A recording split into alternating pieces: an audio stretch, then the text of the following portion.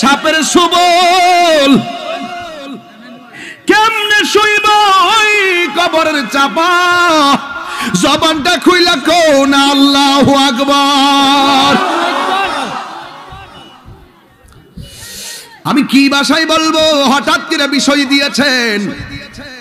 এরপর আমি মূল কথা বলে যাই। আমার নবী বলে, আমি একদিন স্বপ্নে ঘুমাইলাম, ঘুমের ঘরে আমি স্বপ্নে দেখলাম হযরতে জিবরাইল আলাইহিস সালাম আমার সামনে আসলেন। জোরে কি সুবহানাল্লাহ বলবেন না? আয়েশা ডাক দিয়া কয়, ইয়া রাসূলুল্লাহ, নবী গো, ও মায়ার নবী, দয়ার নবী, আপনি আমার সঙ্গে একটু সামনে চলেন না। আমি আপনার সামনে কিছু আযাবের স্বরূপ উন্মোচন করব। আপনারা বলেন আমার নবীর স্বপ্ন কি স্বপ্ন নাকি বাস্তব? আরো জোরে বলেন। আমরা স্বপ্নে দেখা শরীয়তের দলিল না, আর আমার নবী যা স্বপ্নে দেখে এটা বাস্তব এবং আল্লাহর পক্ষ থেকে এটা সরাসরি ওয়াহী। এবার আমার নবী একটু সামনে গেলেন, সামনে যাইয়া দেখতেছেন কিছু কিছু নারী আর কিছু কিছু পুরুষ, দুইটাই উলঙ্গ অবস্থায় জাহান্নামের আগুনে পুড়তেছে। বডির মধ্যে কোনো গোশত নাই, শুধুমাত্র হাড্ডি। দেখবেন আমার দেশে জ্বালাই করে যারা ওয়ারিং এর কাজ করে, আগুন কারেন্টের আগুনের মতন একটা আগুন হয়, একটু পুরা দিলে লাল হয়ে যায়। অথবা দেখবেন লোহার ফ্যাক্টরিতে যান, আগুনে ঢুকাই দিয়ে চুলার মধ্যে ঢুকাইয়া দিলে আবার লাল হইয়া বাহির হয়, যেন মনে হয় লোহাটাই পুরো আগুনের মতো হয়ে গেছে। এই কথা বলেন ঠিক না বেঠিক? আমার নবী বলে, আমি দেখি কিছু মহিলা ন্যাংটা, কিছু পুরুষ ন্যাংটা, উলঙ্গ অবস্থায়, বডির মধ্যে কোনো গোশত নাই। তাদের যে হাড্ডিগুলো আছে, এই হাড্ডিগুলো আগুনের মধ্যে পড়তেছে, একবার নিচে যায় আর একবার উপরে উঠে। ওঠার সময় দেখতেছি হাড্ডিগুলা যেন লোহার মতন আগুনের মতো গরম হয়ে রয়েছে, একেবারে লাল হয়ে রয়েছে, কঙ্কালের মতন শুধু মানুষের চিহ্ন এমন ভাবে জ্বলতেছে। আমার নবী তো উম্মতের কান্ডারি, উম্মতের বিপদ দেখলে আমার রাহমাতুল লিল আলামিন সহ্য করতে পারে না। কথা বলেন ঠিক কিনা? আমার নবী ডাক দিয়া কয়, জিবরাইল, ও জিবরাইল, এই মহিলাগুলো কে রে, এই পুরুষগুলো কে, যারা জাহান্নামের আগুনের ভিতরে এমন ভাবে জ্বলতেছে? এই কথাটা আমার মা বোনদেরকে আমি বইলা যায়, মা গো, ওই মিটা বইনের তুমি ছিলা বাবার সন্তান, ওখান থেকে তুমি এই নিকলি গ্রামের এক ছেলের বউ হয়ে আসছো। তুমি ওখান থেকে নায়র সাজ্জা সুন্দর করে নদীপথ পাড়ি দিয়া, পালকি দিয়া কিংবা গাড়ি দিয়া আসলেন নিকলির বাড়িতে। ওই বাড়ি থেকে লাল বেনারসি শাড়ি পইরা, এই লাল বেনারসি শাড়ি পইরা তোমার স্বামীর বাড়ি আসছো। একবার চিন্তা করো, এটা কিন্তু আসল নায়র নয়, আসল নায়র হইয়া যাইবা তুমি কবরের ভিতরে। এই জন্য মা, তোমার লাল শাড়ি তোমার সুকেজে থাকবে, তোমার নবরঙ্গের শাড়ি তোমার সুকেজের মধ্যে থাকবে।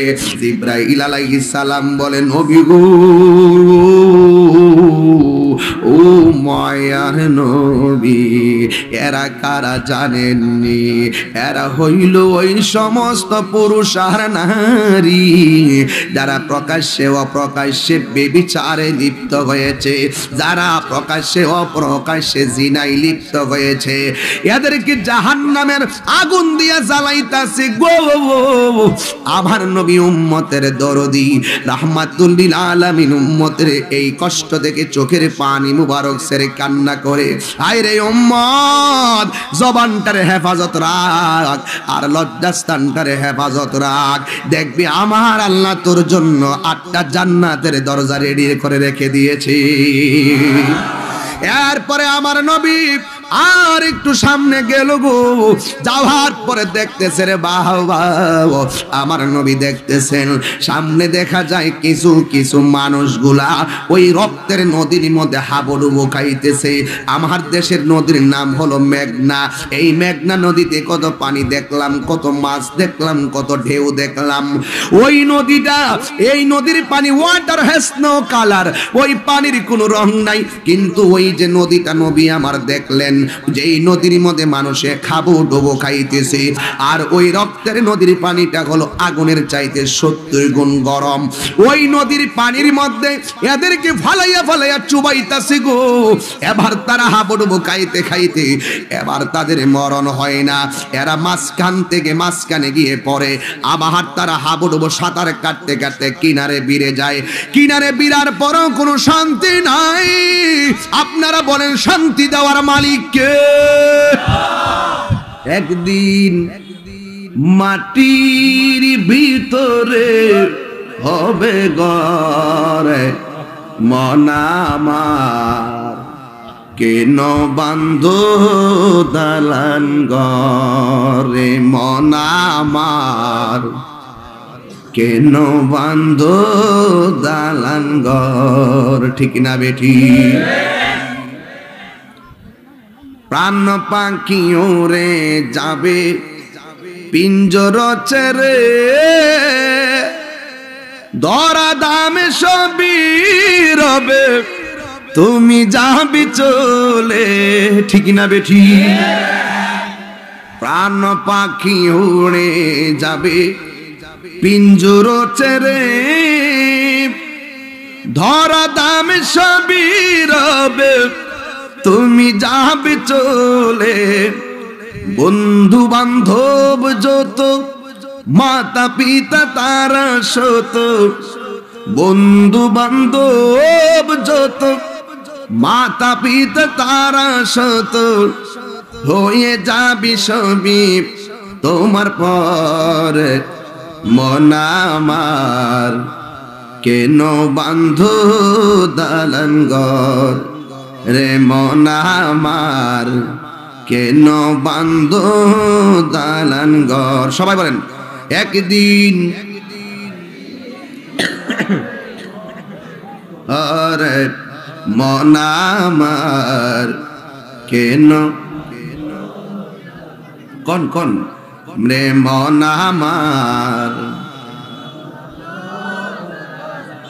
একদিন মাটির ভিতরে হবে ঘরে মন আমার, কেন বান্ধ দালান ঘরে মন আমার। আমার যুবক ভাইরা, আমার মুরব্বী বাবাজিরা, পর্দানসীন মা বোনেরা গো, এই জন্য আমি বলেছি যেহেতু আমি চলেই যাব, আমি গঠনমূলক বয়ানে ঢুকে গেলাম। আমার নবী বলেন বেনামাজের জন্য কবরের ভিতরে শাস্তি হলো 3টা। জোরে কোন কয়টা? আর জোরে কোন কয়টা? বেনামাজের জন্য কবরে 3টা শাস্তি। সাহাবীরা প্রশ্ন করে, ও নবী গো, এই কবরের 3টা শাস্তি কি কি? আমার নবী বলেন 1 নম্বর শাস্তি হলো বেনামাজি কবরে গেলে এই কবরটারে এমন ছোট করে দিবে, এই কবরটারে এমন খাটো করে দিবে, ডান পাশের হাড্ডিগুলো বাম পাশের হাড্ডির ভিতরে ঢুকে যাবে, বাম পাশের হাড্ডিগুলো ডান পাশের হাড্ডির ভিতরে ঢুকে যাবে, একেবারে তুলার মতন নরম বানায় ফেলাইবো, এমন বডিটারে এমন ভাবে গুড়া বানায় ফেলাইবো। আমার নবী বলে ওই গুড়া যখন বানাইবো তুমি আল্লাহ গো কয়ে এমন চিৎকার মারবা, তোমার কান্নার আওয়াজ মাটির ভিতর থেকে আর উপরে উঠবে না। গরু ছাগলগুলো তোমার কান্নার আওয়াজ শুনে। এই জন্য গুরুস্থানে কোন গরু যদি রশি দিয়া আটকায়া দেওয়া হয়, দেখবেন গুরুস্থানে যাইয়া গরুটা কানটা পাইতা কি জানে শুনে। হঠাৎ করে দেখবেন কেউ নাই, এই গরুটা রশি ছিঁড়া উঠটা দৌড় মারে। কেন জানেন? এই কবরের ভিতরের আযাবের আওয়াজ ওই গরুর কান দিয়া শুনে। যদি তাদের জবান থাকতো বইলা দিত, ও নিকলির আব্দুর রহমান, তোর বাবার কবরে গেছিলাম, যায়া দেখেছি জাহান্নামের আগুনে তোর বাবা কত কান্না করতেছে। এই জন্য কবর আযাব বড় ভয়ঙ্কর। আমার নবী বলেন ওই কবর যখন ছোট হয়ে যাবে, ওই মুহূর্তে কবরের মানুষটা এমন চিৎকার পারা শুরু করবে, এই কান্নার আওয়াজ যদি দুনিয়ার কোনো মানুষের কানের মধ্যে লাগতো, ওই মানুষটার কানের পর্দা ফাইটা লোকটা মারা যাইতো। চিৎকার মাইরা কি নাউজুবিল্লাহ বলবেন না? হারিয়ে যাব একদিন আমি, রবনায় ভুবন চিরদিন। থাকবো আমরা সবাই, একদিন তো যেতে হবে, বলেন। হারিয়ে যাব একদিন আমি, রবনায় ভুবন চিরদিন। ক্ষমা করে দিও তোমরা আমায়, ক্ষমা করে দিও ভুল করে থাকি যদি কোনো দিন। হারিয়ে যাব একদিন আমি, রবনায় ভুবন চিরদিন। বলো হারিয়ে যাব একদিন আমি, রবনায় ভুবন চিরদিন। একটা জবান বন্ধ রাখবেন না, যুবক ভাইরা জবান খুলে বলু আল্লাহু আকবার। এই জন্য বেনামাজির কবরে তিনটা শাস্তি। একটা হলো কবরে মাটিটা এমন ভাবে চাপা মারবো। 2 নম্বর শাস্তি হলো বেনামাজির কবরে জাহান্নামের আগুন ধরায়া দেওয়া হবে। ঘরের মধ্যে আগুন লাগলে মানুষ ফায়ার সার্ভিস দিয়া নিবাই, কূপের পানি কিংবা নদীর পানি দিয়া নিবাই। কিন্তু বেনামাজির কবরে যখন আগুন ধরাইয়া দিবে, পৃথিবীর কেউ নিবাইবার কোনো ক্ষমতা নাই। কথা বলেন ঠিক কিনা?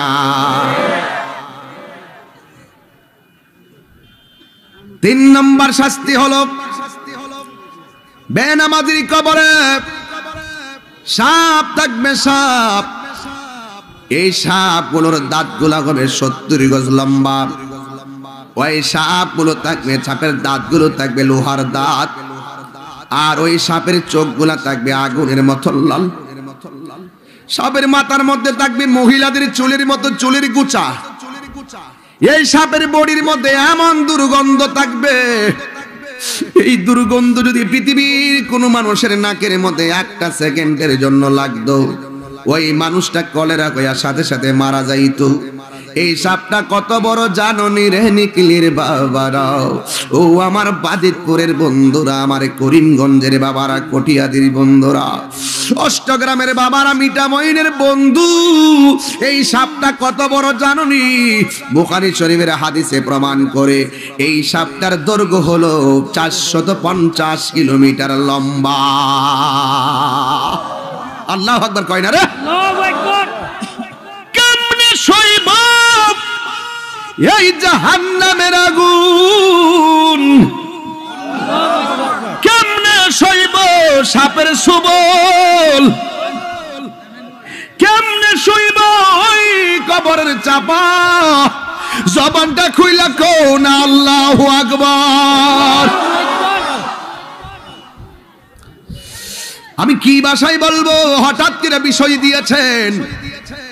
এরপর আমি মূল কথা বলে যাই। আমার নবী বলে আমি একদিন স্বপ্নে ঘুমাইলাম, ঘুমের ঘরে আমি স্বপ্নে দেখলাম হযরতে জিবরাইল আলাইহিস সালাম আমার সামনে আসলেন। জোরে কি সুবহানাল্লাহ বলবেন না?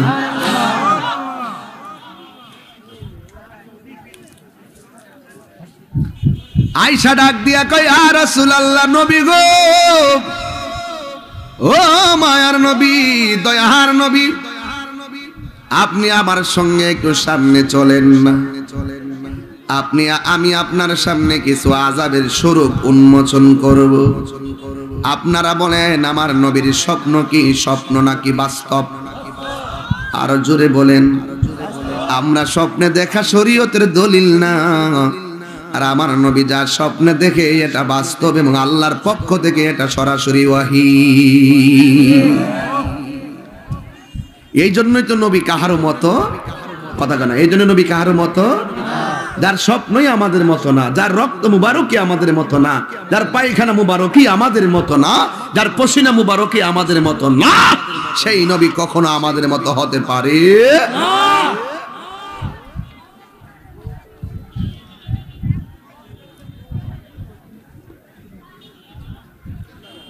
স্বর্গের মধ্যমান মানুষ আছে না?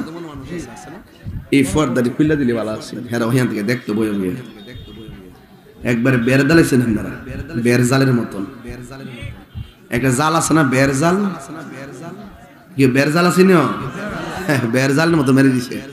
আর আমার এমন জায়গাতে না বয়সে যাওয়ার কোনো কন্ডিশন নেই, একবার বুঝছে বুদ্ধি করে বয়সে,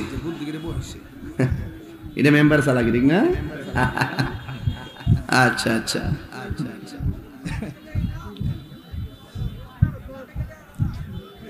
মুখ দেখা দুঃখ বুঝবে কে বা, মুখ দেই বুঝবে কে বা, এমন বান্ধব নাই রে, বলো বান্ধব নাই, বান্ধব নাই রে, বল বান্ধব নাই, নাই রে।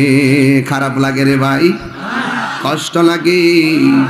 আসল ঘরের নাম কি বিল্ডিং না কবর? রাখিয়া দে বাবা, রাখিয়া দে, বইটি দেখাইস না এখন। কষ্ট হচ্ছে না আপনাদের ইনশাল্লাহ? এখন জবানটা খুলে এখন আসল ঘরের নাম কি? এই আওয়াজে মানি না, জোরে না, আসল ঘরের নাম কি? এই কবর কি আসল ঘর না নকল ঘর?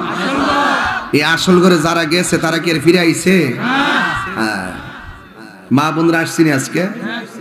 আজকের মাহফিল কি মা বোনরা আছে? মা বোনদের স্টেজে আওয়াজ আসেনি? তাইলে আমার কথাগুলো শুনবো। আওয়াজ না থাকলে একটা মাইক দিয়া দো, ওই প্যান্ডেলে পর্দা আছে না? যাক, অসুবিধা নাই, প্রজেক্টর দিয়ে দিছে আপনারা পর্দার লাগিয়া। আল্লাহ যেন আপনাকে মা বোনদের যেন পর্দা করার তৌফিক দান করে, কেন আমিন। বেপর্দা নারী কখনো বেহেশতে যাবে। ওয়াজ করতেছি, শুরু করছি, এখন শুরু করছি। নবীর স্বপ্ন কি সত্য না মিথ্যা? জোরে কোন? আমার নবী বলেন, আমার সামনে জিবরাইল আমার হাতের মধ্যে ধইরা সামনে নিয়ে গেছে। সবাই আমার সাথে গুনগুনায় একটা টান দেন, বন্ধুরে আমার ও নিকলির বাবারা, ও পূর্ব মোহর কোনার বন্ধুরারি, এ যুবক ভাইরা। এবার আমার নবী একটু সামনে গেলেন, সামনে যাইয়া দেখতেছেন কিছু কিছু নারী আর কিছু কিছু পুরুষ, দুইটাই উলঙ্গ উলঙ্গ অবস্থায় জাহান্নামের আগুনে পুড়তেছে। বডির মধ্যে কোনো গোশত নাই, শুধুমাত্র হাড্ডি। দেখবেন আমার দেশে জ্বালাই করে যারা ওয়ারিং এর কাজ করে, আগুন কারেন্টের আগুনের মতন একটা আগুন হয়, একটু পুরা দিলে লাল হয়ে যায়। অথবা দেখবেন লোহার ফ্যাক্টরিতে যান, আগুনে ঢুকাই দিয়ে চুলার মধ্যে ঢুকাইয়া দিলে আবার লাল হইয়া বাহির হয়, যেন মনে হয় লোহাটাই পুরো আগুনের মতো হয়ে গেছে। এই কথা বলেন ঠিক না বেঠি? আমার নবী বলে, আমি দেখি কিছু মহিলা ন্যাংটা, কিছু পুরুষ ন্যাংটা, উলঙ্গ অবস্থায়, বডির মধ্যে কোনো গোশত নাই।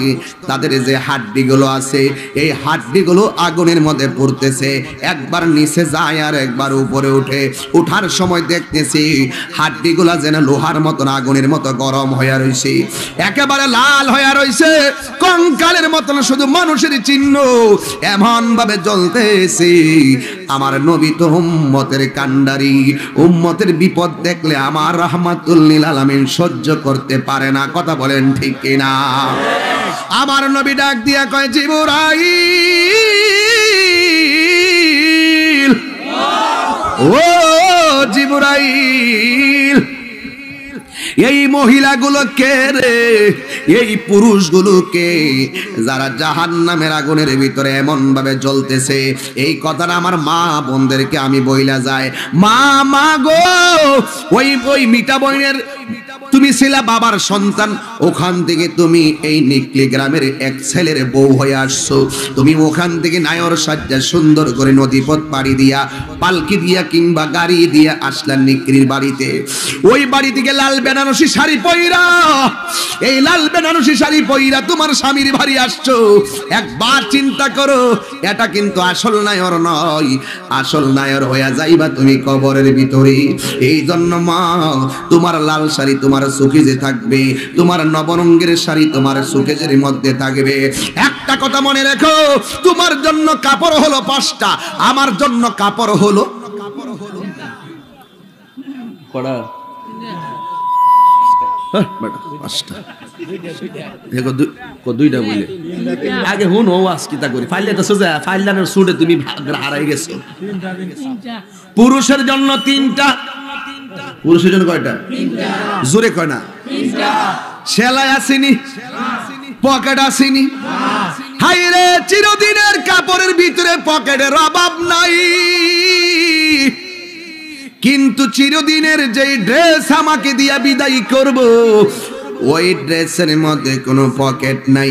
বুঝা গেল দুনিয়ার ফাংশন কবরে চলে, আরো জোরে বলে না চলে।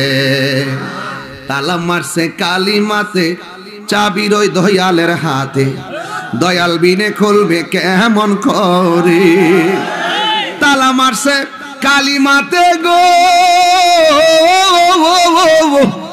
তালা মারছে কালিমাতে, চাবি রই দয়ালের হাতে, দয়াল বিনে খুলবি কেমন করে আপন করে। আরে মুর্শিদ বিনে খুলবি কেমন করে, ঠিক কিনা? মাঝে মাঝে শান গাইলকে ফতোয়া দিবেন, এই ফতোয়া দিবেন। ফতোয়া দিলে লাভ হইতো না। তাহিরি ইস্তাহিরি আমারই শান সুর ছন্দ, যদিও লাগে কারো মন্দ। ওলিদের শান সুর ছন্দ, যদিও লাগে কারো মন্দ। যদিও লেগে যায় দ্বন্দ্ব, যদিও লেগে যায় দ্বন্দ্ব, আমারই গান আমারই সুর, সবই যে নবীজির জন্য। অগজার জ্বালায় কে সে জানে, মনের ব্যথা বুঝবে কে মুর্শিদ বিনে। আরে আমার কথা তুইও ভাব লাগা গাছ না, তুইও মজা পাবি রে, তুইও মজা পাবি, ঠিক কি না বলেন? আল্লাহু আকবার, ইয়া রাসূলুল্লাহ, জিন্দাবাদ জিন্দাবাদ জিন্দাবাদ জিন্দাবাদ, আলহামদুলিল্লাহ গান। আরে ভাই তামজুদ কয়া লাগে,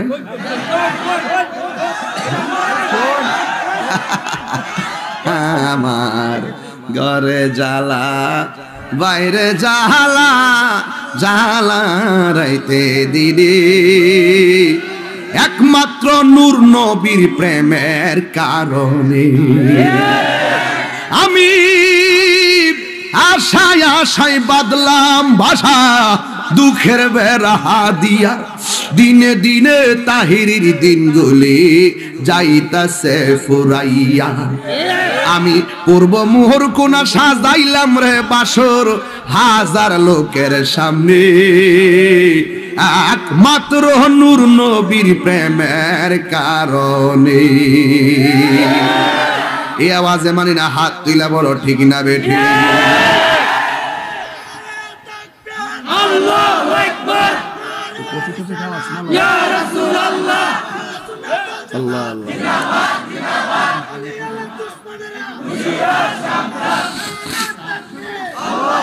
রাখো কিউ করে এই বেটা তোরা আওয়াজ কর। ওই দেখ ওই দেখ ওই দেখ কেমন লাগছে, হতির মতো লাগছে। এই বেটা এই বেটা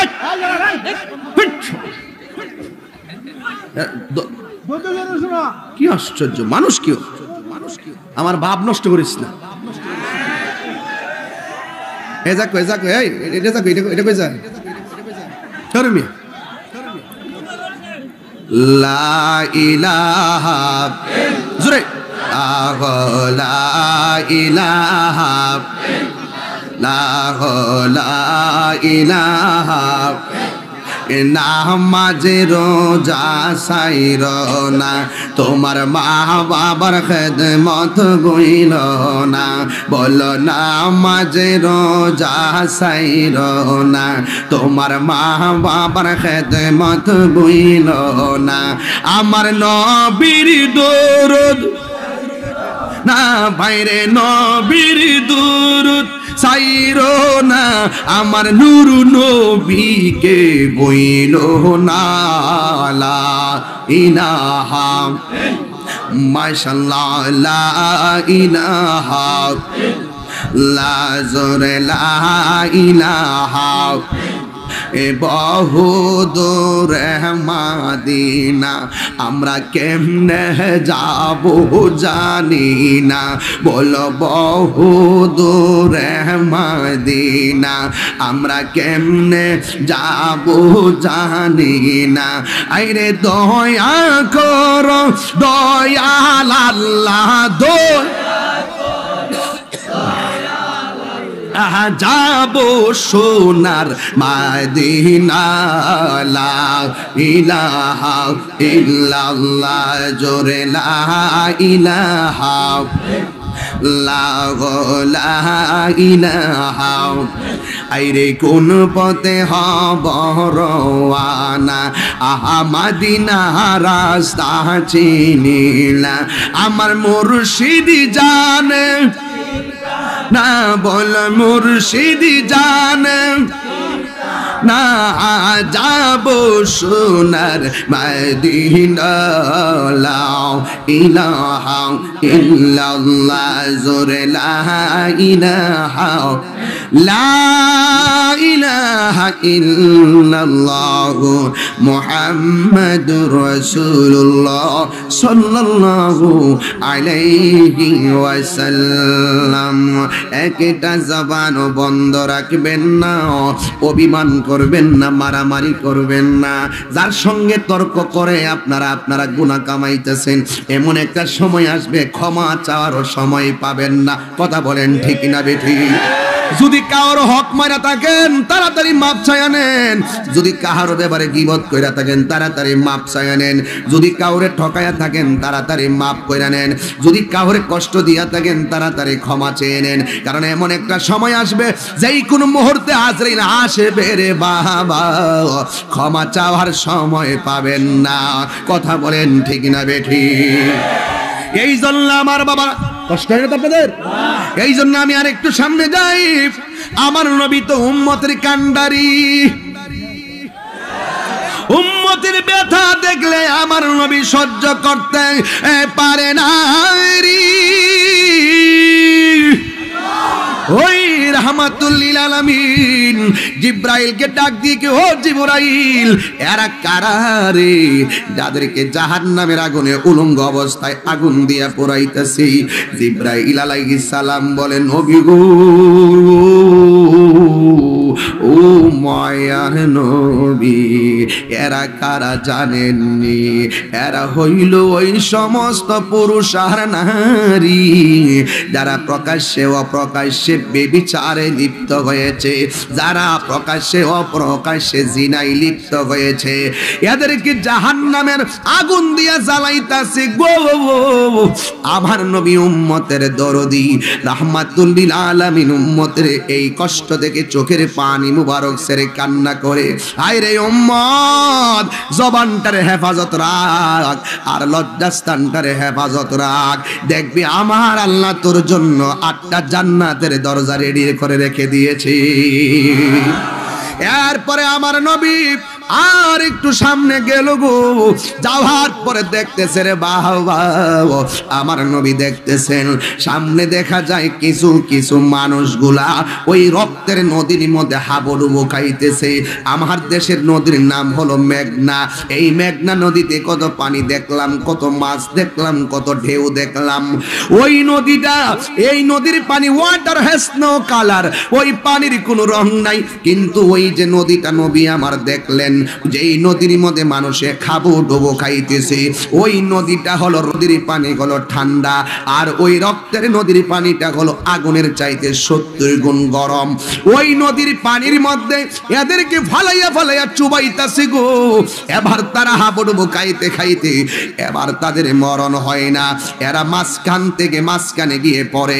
আবার তারা হাবুডুবু সাঁতার কাটতে কাটতে কিনারে বিড়ে যায়। কিনারে বিড়ার পরও কোনো শান্তি নাই। আপনারা বলেন শান্তি দেওয়ার মালিক কে? শান্তি দেওয়ার মালিক হলো আমার আল্লাহ। এবার শাস্তি দেওয়ার মালিকও আমার আল্লাহ। ওই মুহূর্তে ওই আগুনে রক্তের নদীর মধ্যে হাবুডুবু খাইতেছি। ও বন্ধুরে বন্ধুরে, এবার আমার নবী যখন দেখতেছেন হাবুডুবু খায়, ওরা কানতে কানতে কানতে কানতে রক্তের নদী আগুনের নদীর ওই নদীর মধ্যে হাবুডুবু খাইয়া যখন তারা কিনারে আসে, ওই কিনারায় নবী আবার দেখলেন আশ্চর্য একটা ঘটনা। ওই কিনারার ভিতরে বিশাল বড় বড় পাথর নিয়ে ফেরেশতারা দাঁড়ায়া রইছে। যখন রক্তের নদীর মাঝখান থেকে তারা সাতরায়া কিনারে ভিড়তে আসে, ওই কিনারে আসলেই ওই ফেরেশতারা তারে পাথর মারে। এই পাথর মারলে পাথর উড়াইয়া নিয়ে তাদেরকে আবার মাঝখানে ফালায়। এমন ভাবে তারা কিনারে ভিড়ে আর পাথরের আঘাতে তারা মাঝখানে যায়। উম্মি আমার উম্মতের কান্নারি, আমার নবী ডাক দিয়া কই, জিবরাইল, উম্মতের ব্যথায় আমি সহ্য করতে পারি না। এরা কারারে এমন ভাবে কেন রক্তের নদীর মধ্যে হাবুডুবু খাইতেছি। এবার আমার জিবরাইল ডাক দিয়ে কয়, ইয়া রাসূলুল্লাহ, নবী গো, আল্লাহু আকবার, মায়া আর নবীজি, এরা কারা জানেননি? এরা হইল দুনিয়ার ওই সমস্ত মানুষ যাদেরকে আমার আল্লাহ রক্তের নদীর মধ্যে আইসা ফালাইছে। যে এই রক্তের নদীর পানি হলো আগুনের চাইতে আরো গরম। কে তারা? এরা হলো দুনিয়ার ওই সমস্ত মানুষ যারা দুনিয়ার মধ্যে প্রকাশ্যে অপ্রকাশ্যে সুদ খাইছে, সুদ লেখছে, সুদের সাক্ষী দিছে। আপনারা নিকলি গ্রামে সুদ আছে না নাই? আর জোরে কোন আছে না নাই? কারা কারা সুদ কান হাত তোলেন। ওই যে সুদ করে ওই এটাকে এমনি জোশে দিলে লেছে। আরে ভোলারে হ্যাঁ হ্যাঁ সাগত হইছে মনে। যা খাইছেন খাইছেন, আর খায়েন না। যা খাইছেন। কারা কারা সুদ কান হাত তোলেন। হ্যাঁ, সুদ কি তা বুঝই না। ওই যে ছোট্ট বলা, আই বেটা, সুদ মানে বুঝছ না? সুদ মানে মুত।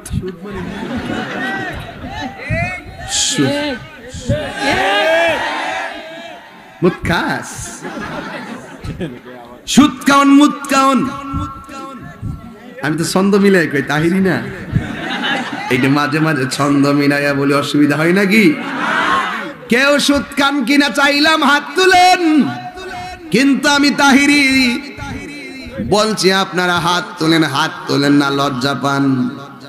ইন্নাল্লাহা লা ইয়াস্তাহি আইয়াদরিবা মাসালাম মা বাউদাতান ফামা ফাওকাহা। আল্লাহ রাব্বুল আলামিন লজ্জা বোধ করবেন না। যারা যে পাপ করুক না কেন, ধাক্কা মাইরা আল্লাহ হাসরের ময়দানে আর বের করে দিবে। তো আসলে বেতমিস আমি বুঝি না, মানুষ এতবার কোন লাগে। এরা আমার দেখবা লাগে মনে জীবনে দেখছো না, লন্ডন থেকে আইছি না, দেখ খিতা করতাম রে বেটা, তোর আর জ্বালা তোমার সহ্যই আছে না। কমু মানি বালা বেরে কমু সব নিবেন। তোমার কি দেখেছো? আমি তাহিরি সাহেব, আই এম তাহিরি।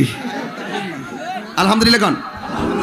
আসলে নিকলি আসলে মনে হয় আমার বাড়িতে আসি। এই নিকলিতে আমার মুরিদানরা আছে, ছেলে মেয়ের কিছু মুরিদান আছে, হারুন হেরা যারা আছে আমার বায়াত। কিন্তু নিকলিতে আসলে আমার একটা টার্গেট হলো, এই নিকলি জায়গাটা কিন্তু আমাদের সিদ্দিকে দরবারের, পাড্ডা দরবার, আয়লা দরবারের মুর্শিদ কেবলা আবাদ করছেন। কথা কোন ঠিক কিনা? দাদা, আপনার মাহফিলটা হলো ডিসেম্বরের 9 তারিখ। ডিসেম্বরের 9 তারিখ খেলা হবে। কি হবে? ফুটবল খেলা? এটা প্রেমের খেলা হবে, ঠিক না বলেন? সিদ্দিকিয়া দরবার আশেকের সেন্টার। আস্তে এটা হিয়ানো হিয়ানো হিয়ানো আপনি আর না কাছেন আর আবার কইবা আমি স্যার খালি রাখছি বুঝেন না গেলে তাইরে জ্বালা শেষ আছে